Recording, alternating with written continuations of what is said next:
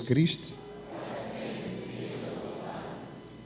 Hoje eu quero dedicar essa Santa Missa também para uma pessoa muito especial aqui da nossa igreja, um irmão de caminhada, uma pessoa muito, muito especial mesmo, também para o coração do Padre, é o Alan, esse jovem que está ali em pé ali, ó, coordenando as mídias. Abençoa o seu coração, a sua família, e a gente te ama muito, tá bom? Vamos agradecer ao Senhor. Esse salmo trouxe muita paz para a nossa igreja, amém? Vamos fazer isso, abra seus braços, aí onde você está sentado. Quem está em casa também, abra os seus braços. Vamos cantar isso. Como é bom agradecermos ao Senhor. Como é bom agradecermos ao Senhor. Mais uma vez. Como é bom agradecermos ao Senhor. Como é bom agradecermos ao Senhor. A igreja. Como é bom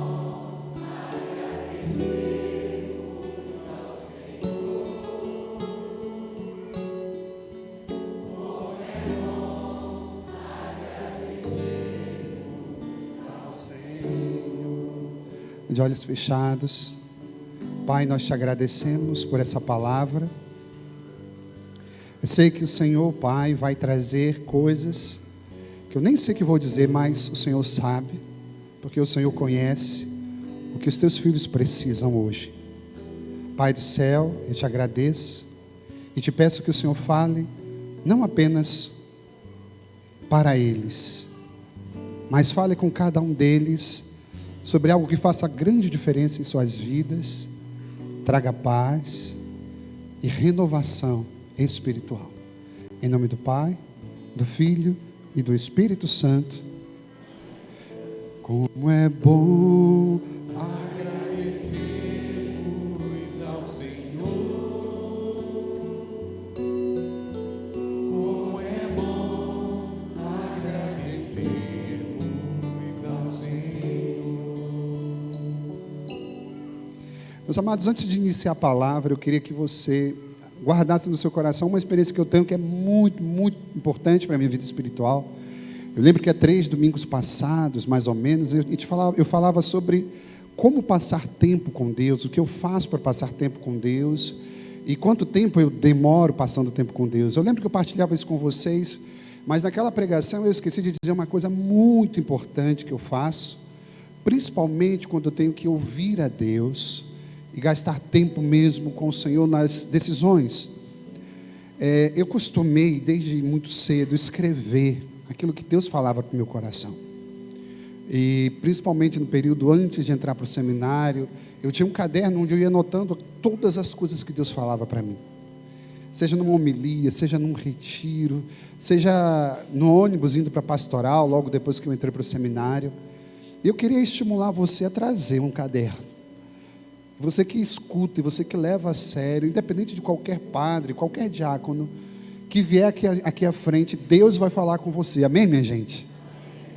E eu queria que você se encorajasse com essa palavra e começasse a escrever nas homilias aquilo que Deus está falando com você. É muito bonito porque esses dias eu estava observando, e se vocês quiserem, vocês podem acreditar no Padre. Eu tenho isso aqui, ó, de cadernos empilhados, de momentos que Deus falava comigo, tudo que Deus fala comigo. Essas orações que eu faço, anotações pessoais, de estudos bíblicos, mas principalmente de coisas que eu ouvi Deus falar para o meu coração. E sabe de uma coisa, quando eu preciso tomar muitas decisões, eu faço um exercício de passar muito tempo orando em línguas. Eu passo muito tempo orando em línguas. E uma outra realidade que eu criei para a minha vida espiritual foi visitar novamente esses cadernos. E olha como é muito precioso. Eu quero dizer isso porque eu quero compartilhar com vocês como é especial eu ver a mão de Deus ali. Às vezes eu falo, gente, isso aqui tem mais de 10 anos e como é atual, sabe? Ou seja, eu quero abençoar o seu coração, estimular você. Eu sei que algumas pessoas escrevem, anotam as homilias, eu sei disso, mas eu quero estimular você a criar esse ritmo, a criar essa constância, porque é naquele momento de luta, de dor, que você precisa ouvir a Deus, que você está orando, você está em comunhão, e você volta lá. Olha, nesse dia, nesse domingo, Deus falou isso, e Deus vai te abençoar, amém, minha gente? Quero lembrar vocês hoje, começando a homilia agora, sim, que nós estamos dando continuidade à ministração do tempo comum. Jesus, ele se apresenta como mestre e traz duas parábolas sobre o reino. A primeira, que diz respeito ao mistério da semente que se desenvolve e cresce, e a segunda, que é aquela parábola que a gente tão conhecida por nós, que é a parábola da semente pequena que cresce muito. Pois bem, a primeira parábola, queridos irmãos e irmãs, diz respeito a essa semente que passa por um processo de crescimento, de desenvolvimento, e é algo misterioso. Vale a pena dizer que é uma parábola exclusiva do evangelista Marcos, mas que tem um grande e profundo ensinamento para cada um de nós. Não é por conta da força do pregador, da sua disciplina, ou do zelo que ele possui, que o reino de Deus vai crescer. Mas existe algo de poderoso que está na semente e que depende unicamente da graça de Deus. Amém, minha gente? A visão espiritual e a lição espiritual que a gente pode tirar sobre isso é de que a graça de Deus também age sobre as nossas vidas de forma misteriosa, e sem perceber muitas vezes. Nós temos respostas, amém? Nós temos caminhos que se abrem, nós temos, acima de tudo, queridos irmãos e irmãs, a graça de perceber que a virtude de Deus nos leva a entender santas inspirações, boas resoluções, isso tudo, sem que a gente entenda. É impressionante, porque às vezes a gente olha assim para a gente e fala: meu Deus do céu, como que Deus me usou? Meu Deus, que maravilha, como que Deus falou comigo? Deus do céu, eu estava sem sentido, eu não conseguia ver nenhuma resolução, e do nada aparece essa bênção. Amém, minha gente? Quem já passou por isso? Glória a Deus. Sabe o que significa? Também de uma forma misteriosa, a graça de Deus age por meio de nós, age nas nossas vidas, e isso é maravilhoso. Mas a segunda parábola, que é a parábola do grão de mostarda, ela é muito interessante, porque ela traz uma desproporção do tamanho da semente com o tamanho que ela se torna. E a Bíblia, Jesus tinha a intenção de mostrar para aquela comunidade que o reino de Deus é assim. O reino de Deus vai crescer sempre. Diga, compadre, o reino dos céus vai vencer todo o reino das trevas. Diga para mim, diga para você mesmo: o reino dos céus vai continuar crescendo. O Papa Bento diz uma coisa muito interessante, que é: por mais que o mal faça muito mais barulho, o bem sempre vence no final. Amém, minha gente? E a gente abençoa tudo que está acontecendo no nosso cenário nacional. Principalmente a gente abençoa as mídias, porque é uma distorção, é fruto mesmo do maligno, porque como a gente vê tudo que está passando, e as pessoas fingem que está tudo bem, e postam coisas, a gente abençoa, porque a vida vem do Senhor. Amém, minha gente? E a gente sabe que a preocupação ali, a gente sabe o que é. A gente sabe que está para além de uma visão do bem, do mal, de uma ética, mas é todo por uma questão de politicagem, a gente entende por poder. Eu quero abençoar tudo que está acontecendo também nesse nível, para que você, cristão, entenda. Que você que é cristão precisa abrir os olhos e entender o que é de Deus e o que não é de Deus. Pois bem, quando a gente pensa nesse mistério, a gente entende que o reino de Deus vai crescer sempre. Que o mal pode fazer barulho, mas que no final o bem vai vencer, e é assim. Você vai para o céu, minha gente, acredita nisso, meu irmão, você vai para o céu. A luta que você passa é para te desencorajar? Não, é para dizer que tudo o que é difícil vale a pena. Santa Teresa diz uma coisa que eu aprecio bastante, que é aquilo que aquilo que muito custa, muito vale. Ou seja, é precioso, tem que ter trabalho, e dor e suor, e é assim mesmo. Mas o padre vai entrar na nossa pregação rapidamente. São 3 pontos práticos.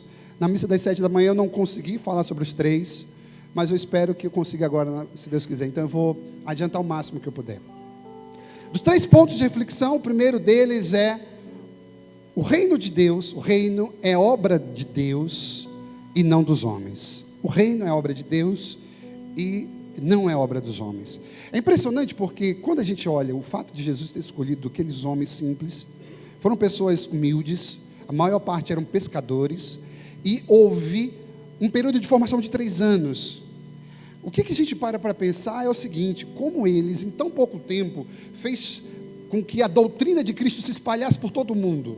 É incompreensível, humanamente é difícil conseguir abarcar tudo isso, mas eu quero abençoar o seu coração e dizer: quando a gente olha, a gente percebe, humanamente era impossível que o Evangelho de Deus crescesse rápido e se espalhasse há tão pouco tempo em tantos lugares.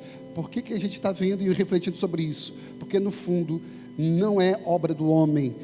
Tudo que acontece dentro dessa igreja é obra no nível espiritual. O reino é obra de Deus. Então a primeira coisa que a gente tem que abrir o coração, e eu quero já partilhar com vocês uma palavra que está em 1 Coríntios, capítulo 3, versículo de 6 a 7. 1 Coríntios, capítulo 3, versículo de 6 a 7. Eu quero que você olhe para aqui para frente, leia com o padre. Toda a igreja, não pode ser a metade, nem 90%, tem que ser toda a igreja. Leia, compadre. Eu plantei, Apolo regou, mas foi Deus quem deu o crescimento. Assim, nem o que planta, mas só Deus que faz crescer. Querido, é Deus quem deu e dá o crescimento. Eu quero abençoar o seu coração para entender isso. Quando o padre Cláudio foi embora, eu disse: ai meu Deus, e a Maria mãe vai continuar? Porque a obra não é do padre, não é de Apolo, como diz a Bíblia ali. Pode deixar a palavra, volte a palavra, por favor, pessoal, isso. Não é de Paulo, não é de Apolo, mas é do. O reino de Deus vai crescer. O reino de Deus vai crescer. Por que o padre está puxando sobre esse assunto? Porque na prática você precisa entender essa palavra. Tem muitas pessoas que se olham e dizem assim: eu sou muito pequeno, eu não sirvo. Querido, se o grão de mostarda pudesse se olhar, ele não seria capaz de se enterrar e fazer germinar e crescer tanto. Você imagina, se ele pudesse fazer uma autocrítica, ele dizer: nossa, eu sou muito pequeno, eu não vou servir para nada. Mas aquele grão de mostarda, ele cresce tanto que ele dá abrigo às aves. Olha que tremendo. Em outras palavras, queridos irmãos e irmãs, quando Deus te chamar para você servir a Ele, guarde no coração só uma única coisa: 10% será o que você vai fazer, e 90% será a graça do Senhor. Olha que interessante. Se Deus te chamar para qualquer coisa, a partir de hoje você pode dizer: a obra é do Senhor. Para de dizer não, para de dizer amanhã eu vou fazer isso, mas diga: a obra é de Deus. Deus vai te dar força, você vai ter a capacidade de sentar, de gastar tempo, de projetar, de rezar sobre. Você vai servir a Deus. Você pode fazer algo maravilhoso e grandioso, e tudo que você fizer não vai passar de 10%, porque tudo que acontece é você e o Senhor. 10% seu e 90% da graça de Deus. Amém, minha gente? Olha, eu queria que você guardasse isso: é Deus quem faz crescer. E diga uma coisa bonita: às vezes a gente fica preocupado sobre os escândalos, sobre as coisas que podem acontecer ou não. Querido, nós seres humanos nunca vamos poder trancar a graça de Deus. A igreja vai permanecer viva até a volta do Senhor. Aleluia! Olha que bênção. E quando a gente fala sobre isso, não pense nos líderes apenas. É interessante.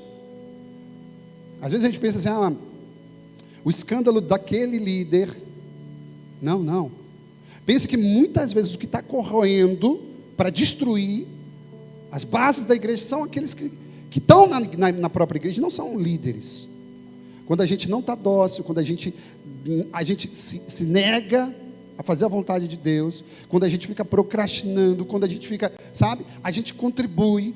Mas eu quero dizer para você, em nome do Senhor, a obra do Senhor, ela vai se cumprir. É Deus quem dá o crescimento, é o Senhor que zela Por isso, quando Deus te chamar para fazer algo, diga amém, amém, Senhor, eu estou aqui. Eu sei que 10% sou eu.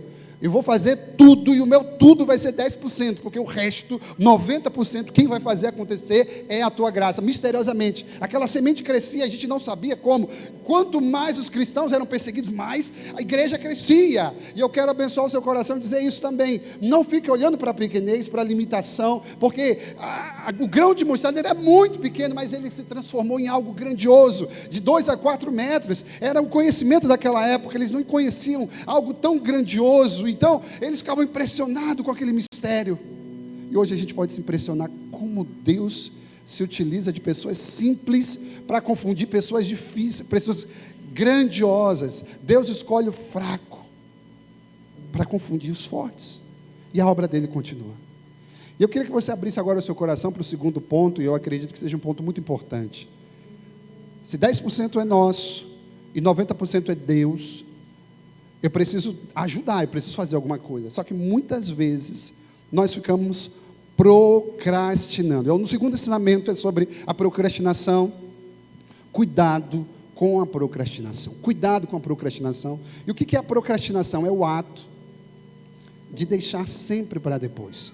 É o ato, queridos irmãos e irmãs, de andar prolongando ou permitindo que seja realizado em outro instante aquilo que você precisa fazer hoje. Em outras palavras, a procrastinação tem impedido muitas pessoas de crescer, porque tem impedido, no fundo, o funcionamento de realidades ligadas à vida pessoal, à vida familiar, à vida no trabalho e à vida espiritual.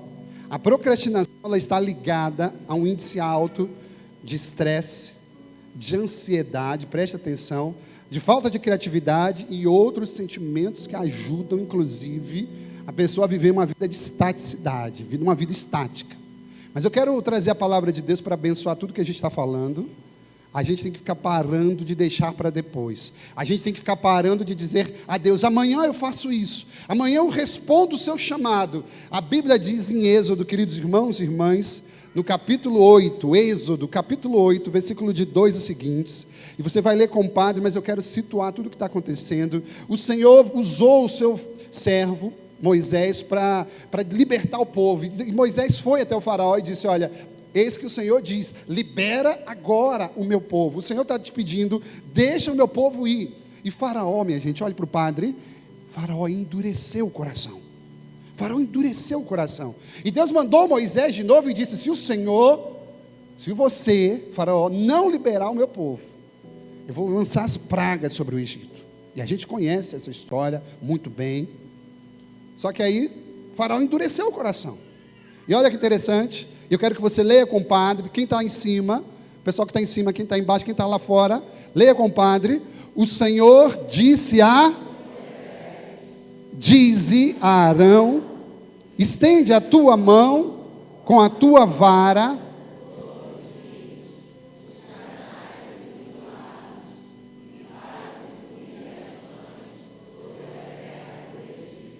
Arão levantou a mão sobre as águas do Egito. Deixa eu parar aqui um minutinho. Olha, um pouquinho de rã não faz mal para ninguém, né?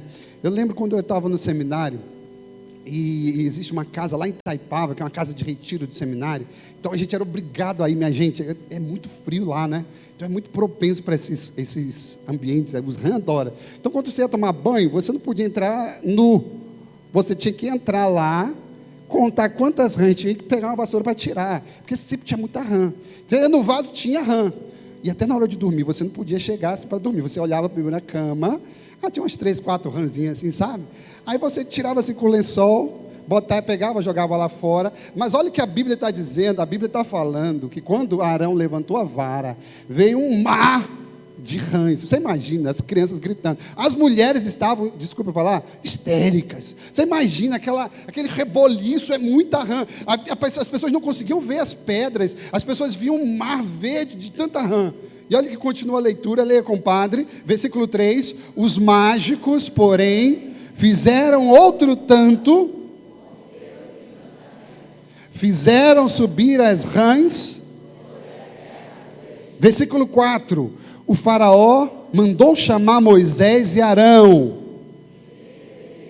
Disse-lhe ele, junto do Senhor, a fim de que afaste as rãs de mim e do meu povo, e deixarei partir o vosso povo, para que ofereça sacrifícios ao Senhor. Olha que interessante, você já entendeu? Ele não quis fazer, ele quis fazer do jeito dele. As rãs vieram, então ele chama os homens de Deus para orar. Versículo 5. Leia, compadre, versículo 5.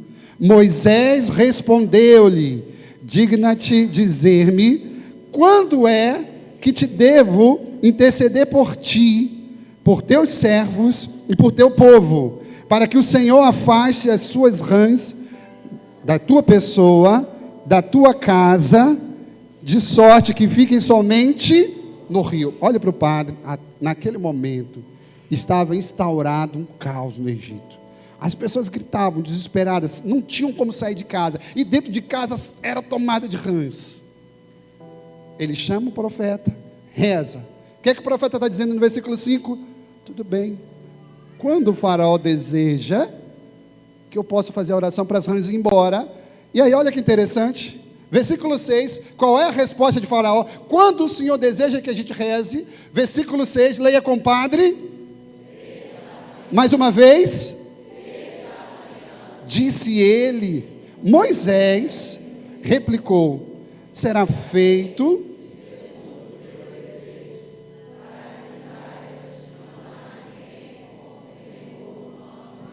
minha gente, que estupidez é essa? É sério? Estava um caos instaurado. E ele diz, não precisa fazer isso hoje não. Amanhã o senhor reza. Amanhã a gente resolve esse problema. Gente, é uma coisa impensável. O povo estava sofrendo, as pessoas estavam desesperadas. E uma peste atrás da outra ia trazendo morte. E de repente aquele que era o governante disse, não, amanhã a gente faz, cuidado, sabe por quê? Porque Faraó quis fazer do jeito dele, ele imaginava que se fosse segundo a sua razão, segundo a sua disciplina, as coisas iriam ficar bem. Então ele disse assim, sabe de uma coisa? Não vamos fazer do jeito de Deus não, hoje não, amanhã a gente faz. Sabe o que é mais importante, queridos? Quantas vezes Deus tem falado para a gente fazer coisas? Quantas vezes Deus tem inspirado o nosso coração e nós também temos respondido a Deus? Amanhã. Quantas vezes? Deus precisa gritar em coisas urgentes para a nossa vida pessoal, para o nosso interior, e nós temos dito, amanhã eu vou ver isso. Quantas pessoas que estão aqui precisam cuidar da sua saúde? Amém, minha gente?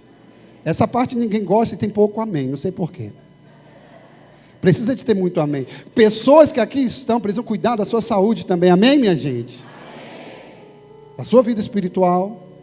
E muitas vezes a gente vai dizendo, amém, para amanhã eu faço. Eu quero dizer para você, abençoando o seu coração, que amanhã eu vou começar a me livrar destas dívidas. Hoje eu vou ali no shopping porque eu preciso gastar muito. Amanhã eu vou me livrar, sabe, minha gente, amanhã eu vou me livrar do meu temperamento, mas hoje eu vou deixar as emoções culminarem e crescerem dentro de mim, vou ficar enraivado o dia inteiro. Amanhã eu vou cuidar disso. Amanhã eu vou dar o perdão a alguém que precisa ser perdoado. E a gente vai dizendo sempre que eu tenho muita coisa para fazer hoje, mas a gente esquece que o hoje carrega uma unção de Deus. Diga, compadre, o hoje carrega uma unção de Deus. Agora olhe para o irmão que está do seu lado e diz assim, tome vergonha. Não, com autoridade, diga, tome vergonha. E pare de procrastinar. Porque todas as vezes que a gente deixa para amanhã, é sério, a gente vai deixando para amanhã e a gente esquece que Deus, quando te inspirou, foi para esse dia que Ele te deu essa graça. Amém, minha gente? Quando Deus te fez um chamado, Ele te inspirou para você falar com alguém, não foi no outro dia. Você pode até ligar para outra pessoa no dia seguinte, mas aquela unção você não vai ter. E quem já fez isso sabe do que o Padre está dizendo. Deus falou com você ali naquele momento, e naquele momento Ele reservou algo sobrenatural e você precisa agarrar e liberar. Como que o senhor sabe disso, Padre? Salmo 94, de 7 a 8. Leia, compadre. Ele é o nosso, nós somos o seu povo, que Ele é as ovelhas.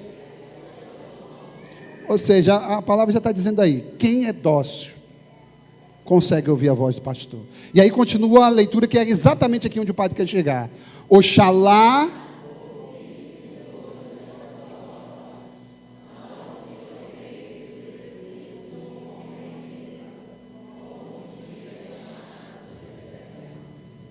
Quando você sabe que o Senhor está falando com você para você fazer algo que você precisa fazer e você não faz, acontece o que o Salmo está dizendo: a gente endurece o coração. Todas as vezes, não são oportunidades que se perdem apenas, mas todas as vezes que a gente procrastina e deixa de fazer algo que o Senhor inspira, a gente está deixando o nosso coração um pouco mais endurecido. O que é importante a gente guardar no dia de hoje e entender? Guarde isso com toda a sua fé, querido. O salmista está dizendo: a gente não pode mais endurecer o nosso coração, e a gente endurece o coração quando alguém especial fala conosco que a gente não obedece, a gente não escuta como ovelha que escuta o seu pastor, e aí, e como consequência do endurecimento do coração, a gente perde a oportunidade do hoje. Esse foi o dia que o Senhor fez para nós, alegremos e neles o temos. Em outras palavras, Deus está dizendo: é hoje. Em outras palavras, o Senhor está trazendo o nosso coração, e você que está aqui pode perdoar alguém, precisa fazer isso quando acabar a missa. A primeira coisa que você vai fazer é ligar para a pessoa e pedir desculpa, porque não importa, querido, quem está certo. Às vezes a gente fica preocupado quem está certo ou não. Se livre disso em nome de Jesus, porque a palavra está lembrando para cada um de nós: o Senhor está voltando. Às vezes a gente fala assim: mas eu não estou pronto para isso. Cuidado, porque e se Deus já estiver pronto quando você não estiver pronto? Amém? E aí eu quero terminar essa palavra com a Bíblia lá em 2 de Pedro, capítulo 3, versículo 14. Essa é maravilhosa. Eu derreto meu coração quando eu vejo essa parte, porque quem tem fé em Deus e não se impressiona com essa palavra, tem alguma coisa errada. 2 de Pedro 3,14, podemos ler juntos? Portanto, caríssimos, esperando essas coisas, esforçai-vos para que, quando Ele vier, possais ser por Ele achados sem mácula e irrepreensíveis na paz. Olha, quando o Senhor voltar, se esforce para estar em paz. Isso significa que você precisa tomar cuidado, parar de procrastinar hoje, fazer o que precisa ser feito. Você precisa fazer o que precisa ser feito. Quando o Senhor vier, a Bíblia diz que a gente não vai ser avisado. A Bíblia diz que a gente vai ser pego de surpresa. E quantas vezes a gente está deixando para depois? Sabe, até mesmo para a organização dentro de casa. Deus está falando com você. Organização de uma parada para sentar de verdade, de alinhar os pontos com sua esposa, com seu marido, com seus filhos. E você mesmo pelo cansaço vai dizendo: depois eu vou vendo isso. Alinha hoje, em nome de Jesus. Porque Deus confiou a você a sua casa.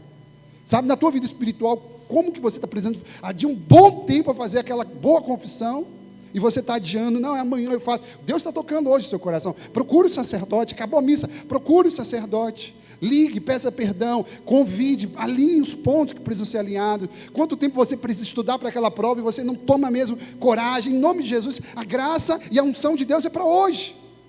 Então o que eu quero abençoar o seu coração no dia de hoje, dizer é: se você tem alguma coisa para fazer, faça, porque a gente não sabe quando Ele vai vir.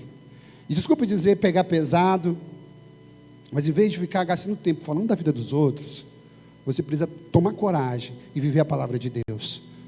Em vez de você ficar gastando tempo mesmo, falando coisas que não são produtivas, que não vai edificar, você precisa no dia de hoje fazer o que você precisa fazer, para quando Ele vier, Ele te encontrar em paz. Porque essa não é uma palavra de amedrontamento, mas para quem ama o Senhor, sabe que Ele está para vir. Os tempos já estão dando esses sinais, e a gente precisa perceber. Se você tem algo para fazer, não deixe para amanhã. Faça hoje, em nome de Jesus. E o Padre vai terminar essa mensagem com o terceiro ponto. Eu não vou me demorar nesse terceiro ponto, não vou nem desenvolver, porque passei bastante tempo falando. Depois de semear, é tempo de esperar no Senhor. Só vou pegar uma passagem bíblica apenas, que está lá em Isaías 40, versículo 31. Leia com o Padre para terminar. Mas os que esperam no Senhor renovam as suas, voam alto como águias, correm e não se cansam.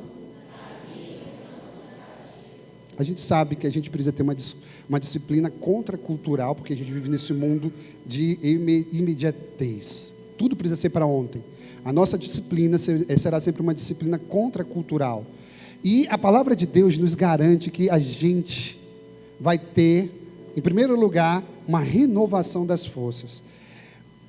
Aqueles que esperam no Senhor renovam as suas forças. Ou seja, eu vou ter as minhas forças serão revigoradas. Por quê? Porque à medida que a gente começa a crer e a esperar em Deus, a gente deixa de esperar apenas como seres humanos. Faraó disse amanhã, porque ele queria fazer do jeito dele.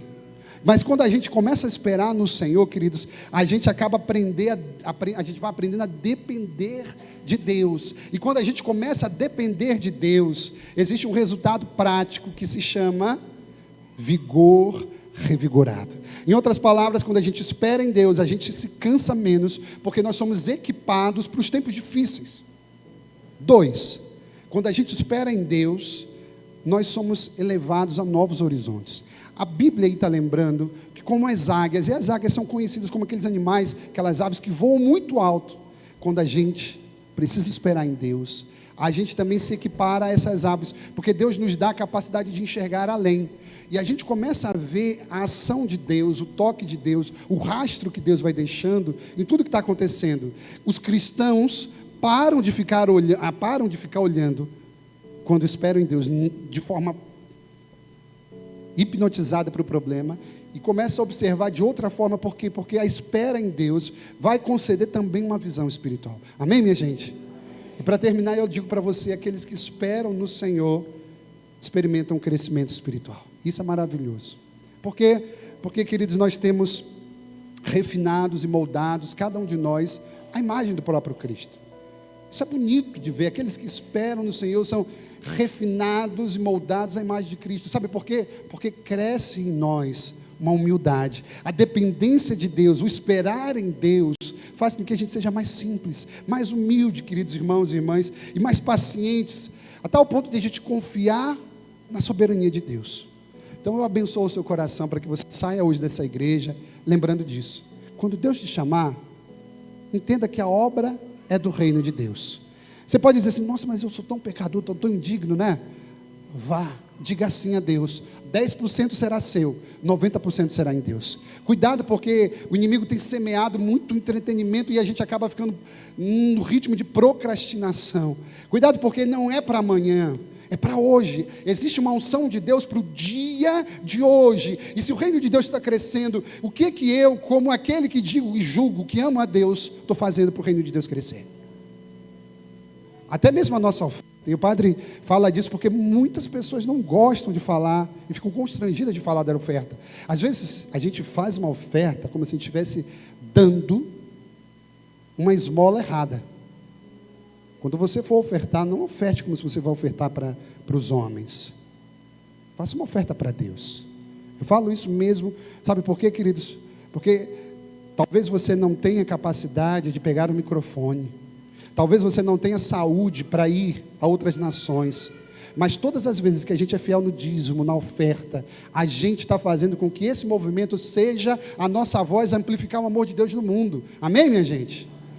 E como que você... agora vem uma mãe fraca, por quê? Amém, minha gente? Amém. Eu quero que você receba isso mesmo. Receba em nome de Jesus. A gente precisa falar, inclusive, sobre essas coisas, por quê? Porque a nossa fé passa também por isso. O sacrifício que nós fazemos pelo reino não deve ser um sacrifício que eu faço para comprar uma bala. Desculpe eu dizer. O sacrifício que eu faço pelo reino de Deus não é um sacrifício que eu faço para comprar um sacolé, um picolé, ou qualquer coisa que seja. A gente precisa ofertar a Deus, como a gente oferta não para o homem, mas oferta para o Senhor. Eu abençoo o seu coração para que você entenda e saia daqui esperando no Senhor. E aqui foi o resumo da última parte. Quando a gente espera em Deus, a gente renova as nossas forças, a gente se prepara para os tempos difíceis, a gente consegue ver novos horizontes e a gente é aprimorado no nosso crescimento espiritual. Eu abençoo a você que veio, que escutou essa mensagem. Saia daqui, você tem muita coisa para fazer, amém? Amém? E hoje e não amanhã. Em nome do Pai, do Filho e do Espírito Santo. Creio em Deus Pai,